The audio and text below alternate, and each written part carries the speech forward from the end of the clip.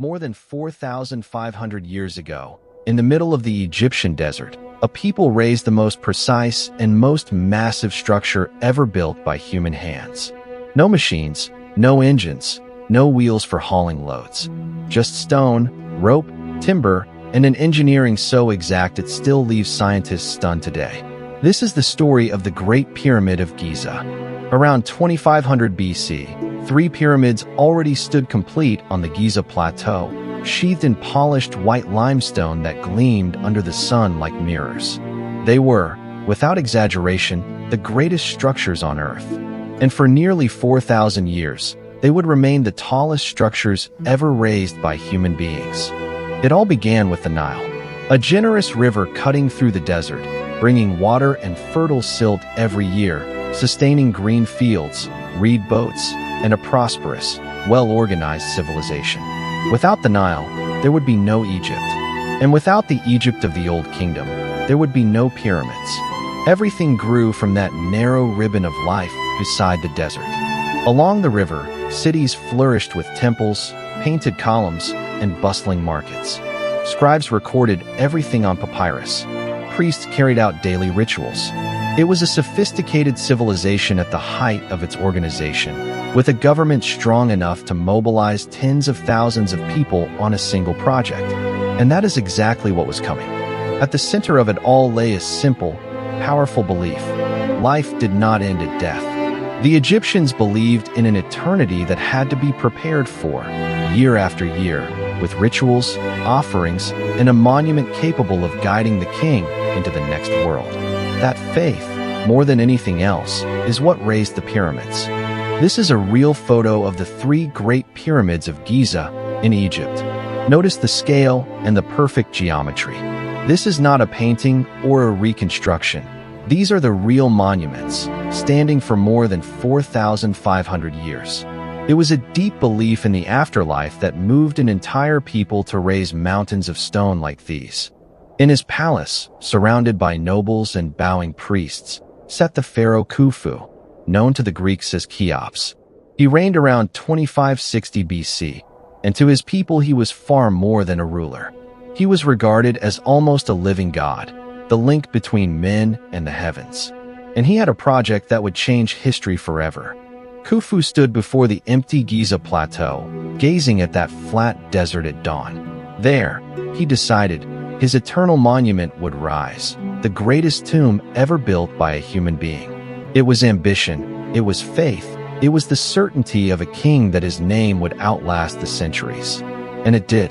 To realize that dream, Khufu had a brilliant man at his side. Himinu, his royal architect and vizier, bent over unrolled plans, calculating every measurement with ropes and observations of the sky. Himinu was the mind behind the project. Without his mathematical genius and his ability to organize thousands of workers, the Great Pyramid would never have existed. It all began with astonishing precision. At night, under the stars, surveyors aligned the base of the pyramid to the 4 cardinal points, using taut cords and sighting instruments. The result was an alignment to true north so exact that few modern buildings surpass it. And that same precision would mark every stage of the work to come. Near Giza, vast limestone quarries supplied the raw material. Thousands of workers cut blocks of stone with copper tools and wooden wedges, in labor that was organized, coordinated, and dignified. Nothing like the myth of slavery that would be told centuries later. Every block began right there, torn from the desert's own bedrock. A block of stone, enormous and heavy, was dragged across the sand on a wooden sledge. Whole crews hauled ropes together, while water was poured ahead to reduce friction and ease the slide. A simple, ingenious solution, born of the need to move tons of stone without wheels or machines. For the finer granite used in the inner chambers, reed and timber boats sailed down the Nile from Aswan, hundreds of kilometers away. The river became a highway of stone, carrying massive blocks all the way to Giza. Without that waterway, the logistics of a project on this scale would simply have been impossible. And here is a myth that needs correcting. The builders of the Great Pyramid were not slaves. They were free, paid laborers, farmers, often called up during the Nile's flood season, when the fields lay underwater and could not be worked. Organized into crews with their own names, well-fed and well-housed. The truth is more impressive than the legend. Beside the pyramids rose an entire city built just to support the builders. Bakeries, breweries, dormitories, and even physicians who treated injuries and fractures. It was a logistical operation on a massive scale, designed to feed and care for thousands of people every single day. Building the pyramid also meant building a living city around it. Over the pyramid's growing body, immense ramps of mud brick and rubble spiraled upward, allowing thousands of workers to move blocks up to the highest levels. It was one of the largest construction sites in human history, an organized anthill of men, ropes, and stone, climbing day after day toward the sky. In close-up, you can see the almost impossible care behind every joint. Limestone blocks positioned with such precision that not even a thin blade fits between them.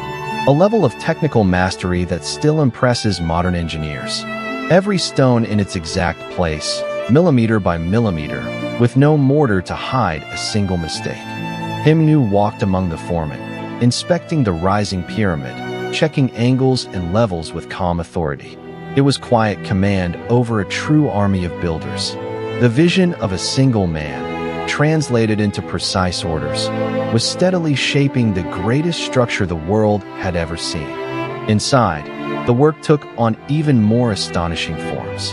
The grand gallery rose through narrow, corbelled corridors, its ceiling a masterpiece of precision, lit only by torchlight. It was a work of engineering within engineering itself, a solemn path toward the secret heart of the monument. At the deepest center of the pyramid, the king's chamber took shape. Massive blocks of polished red granite, a great stone sarcophagus, and narrow shafts aligned with the stars. A solemn, sacred space, built to link the king to the heavens for all eternity. Silence, granite, and torchlight, the hidden heart of the Great Pyramid. This is a real image of the interior of the Great Pyramid. The Grand Gallery, a soaring corridor of stone walls that rise in corbelled steps until they nearly meet at the ceiling. It was built 4,500 years ago with a precision that still astonishes engineers today. Few places on Earth convey so powerfully the genius of those who built it all. At the summit, the last blocks of gleaming white limestone and the capstone were set precisely in place, and the pyramid was finally complete, dazzling under the desert sun. It was the triumph of 20 years of labor, planning, and faith. An artificial mountain, perfect, shining as it would never shine quite the same way again. The Great Pyramid, finished, gleamed white and perfect under the Egyptian sun. For nearly 4,000 years, it would remain the tallest structure ever raised by human beings, a record that would outlast entire empires before finally being surpassed. A scale so overwhelming that even today it is hard to fully grasp. A solemn funeral procession approached the pyramid. Priests, incense, sacred barges, the pharaoh's journey toward eternity honored with all the reverence of his people. It was the climax of that entire effort, the moment when faith and engineering met to send a king to meet the gods. Beside the pyramid, the Egyptians buried something extraordinary, a full-size wooden vessel known as the solar bark, meant to carry the king across the heavens on his eternal journey. An object of the finest craftsmanship, hidden for millennia beneath the sand, waiting to reveal just how deeply that people believed in life after death. Over time, the Giza Plateau took on its complete form. The Great Pyramid of Khufu, followed in later generations by the pyramids of Khafre and Menkaure, a family of monuments standing side by side in the same desert, forming one of the most recognizable skylines in human history. Beside the pyramids, another colossal work was taking shape. The Great Sphinx, carved directly from the plateau's bedrock, a guardian with the body of a lion and the face of a man. Workers chiseled the raw stone with monumental patience, bringing to life one of the most enigmatic figures ever created by human hands. Complete, the Sphinx gazed toward the eastern horizon, facing the rising sun, an eternal guardian of the Giza necropolis. In its original form, it was painted in bold, vivid colors. Today, we picture only bare stone, but to the Egyptians of that time, it was a living sentinel, forever watching the sunrise. Funerary temples and valley temples connected to the pyramids by long, covered causeways, where priests performed daily rituals to sustain the spirit of the dead king through all eternity. The pyramid was never just a silent tomb. It was the center of an active cult, maintained generation after generation. And there is something even more fascinating hidden in the geometry of the complex. The pyramids appear aligned with the stars of Orion's belt and with the cardinal directions, as if the monument were conceived as a machine linking Earth to sky, a detail that reveals just how closely astronomy and architecture were intertwined in ancient Egypt. Inside the burial chamber, precious treasures were laid to rest: golden objects, alabaster vessels, sacred items meant to accompany the king into eternal life, glinting in the flickering torchlight. Extreme care was taken to ensure the pharaoh would want for nothing on his journey to the next world. Finally, priests sealed the pyramid's passages with enormous granite blocks, hiding the burial chamber forever. It was the solemn closing of a monument designed to protect the king for all eternity. No one, they believed, would ever again disturb that sacred silence.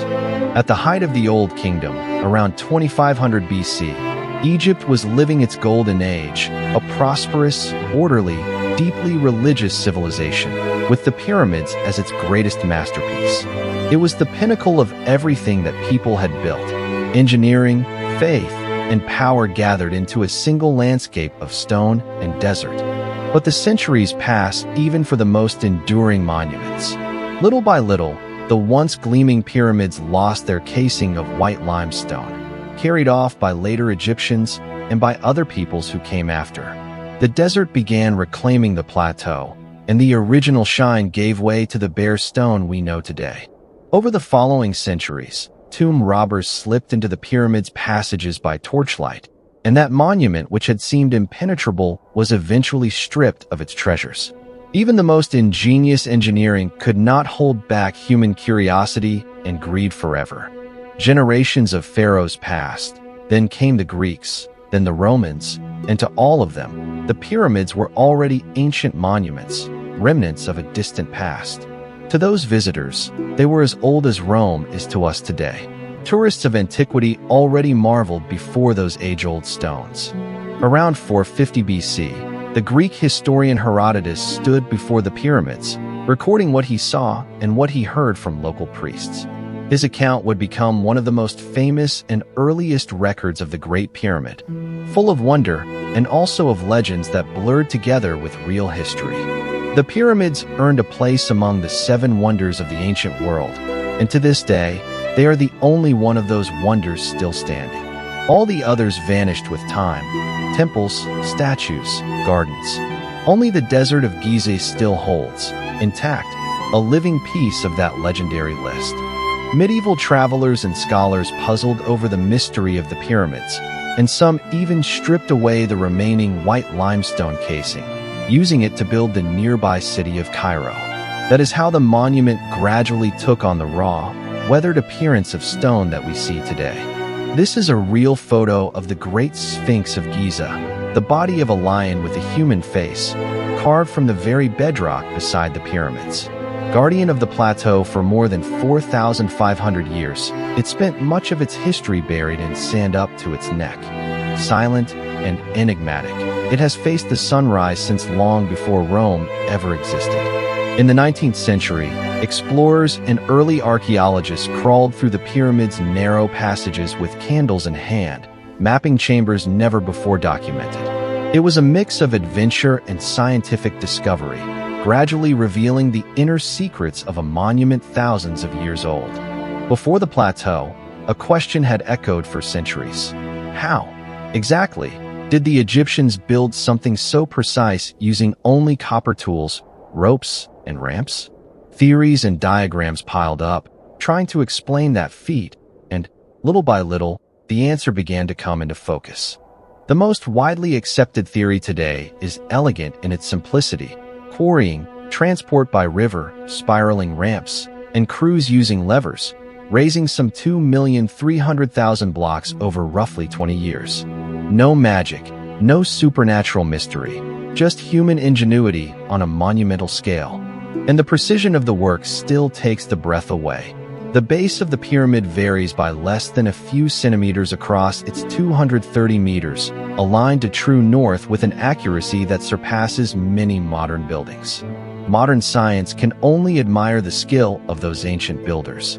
Modern archaeologists have excavated the workers' village and its cemetery at Giza, uncovering bakeries, bones showing fractures healed by physicians, and honorary burials near the king himself. Clear evidence that those builders were respected, not enslaved. Archaeology has corrected an ancient myth with hard evidence. One piece of that evidence is an ostracon, a stone fragment bearing the name of a work crew carved in hieroglyphs, the Friends of Khufu. It is a real record that those workers took pride in their own group, a collective identity, names that have survived more than 4,000 years to reach us today. In 2017, scientists using cosmic ray detectors called muons scanned the Great Pyramid and found something startling, a large hidden void above the Grand Gallery, never before documented. Even after so many centuries of study, the monument still held a secret hidden within it. To investigate, a small camera-equipped robot was sent through one of the narrow, star-aligned shafts, revealing small doors and mysteries still unanswered inside. 21st century technology continues trying to decipher what ancient Egyptian engineering concealed millennia ago. And it's worth weighing the fantasies, aliens, lost civilizations, against a truth that is real and far more impressive. It was ordinary human beings, with genius and organization, who built all of this. We don't need supernatural mysteries when human capability alone is already extraordinary enough. The scale of the Great Pyramid becomes tangible in numbers, more than 2 million blocks, each weighing on average more than 2 tons, a structure heavier than all the cathedrals of Europe combined. An artificial mountain raised block by generations of human hands. At sunset, the pyramids become silent, reverent monuments, witnesses to a civilization that believed, with all its faith, that it could touch eternity. It is a sight that still moves anyone who sees it, for 1,500 years after it was raised.